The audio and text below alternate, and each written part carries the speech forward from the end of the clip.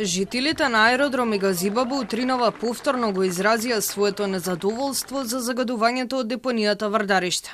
Движењето Стоп за Вардариште повторно се одржа на истата локација, со блокада на крстосницата која што ги дели булевар Србија и Аслом, во присуство на полициски службеници. Присутните на самиот протест изработуваа транспаренти со пораки преку кои ги истакнаа своите барања и проблеми. Тие уште еднаш едногласно порачаа дека бараат да се постави 24-часовно обезбедување на депонијата, видеонадзор и итно иселување и соодветно згрижување на лицата кои живеат бесправно на самата депонија. На протестот за прв пат имаше реакција и од представници на општина Аеродром со кои разговараа граѓаните. Револтирани им порачаа дека мора да седнат и да работат на решавање на проблемот. И на работа моментално не идам само заради ова.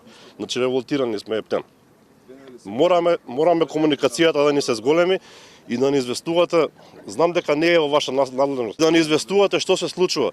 Да речеме имаме ние 5 барања, нели беа така беше? 7.